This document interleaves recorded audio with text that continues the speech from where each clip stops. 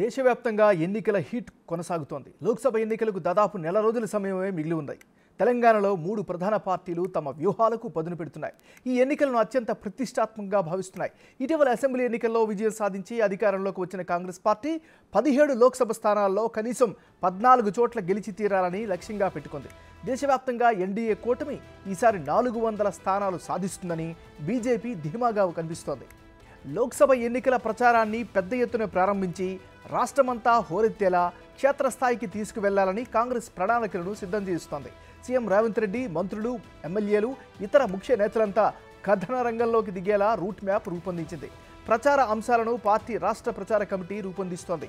గత 100 రోజుల్లో తెలంగాణలో కాంగ్రెస్ ప్రభుత్వం అమలు చేసిన గ్యారంటీ హామీలతో పాటు ఇతర ముఖ్యమైన నిర్ణయాల వివరాలను పార్టీ సేకరిస్తోంది. 10 ఏళ్లలో తెలంగాణలో బీఆర్ఎస్, కేంద్రంలో బీజేపీ సాగించిన పాలన వల్ల ఏం జరిగింది, 100 రోజుల్లో కాంగ్రెస్ ప్రభుత్వం రాష్ట్రంలో ఏం చేసిందో వివరిస్తూ పోస్టర్లు రూపొందిస్తున్నారు.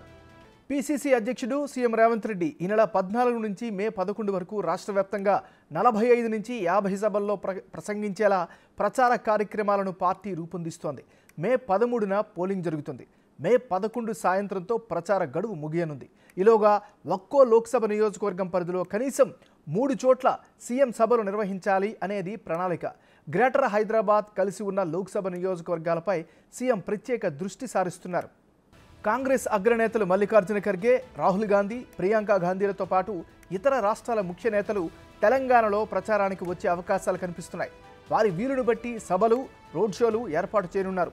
తెలంగాణలోని మంత్రులు, ఎమ్మెల్యేలు, ఎమ్మెల్సీలు, కార్పొరేషన్ల చైర్మన్లే కాకుండా ఇటీవల అసెంబ్లీ ఎన్నికల్లో ఓడిపోయిన నేతలను కూడా వారి నియోజకవర్గాల్లో ప్రచారం చేయాలని పార్టీ సూచిస్తోంది.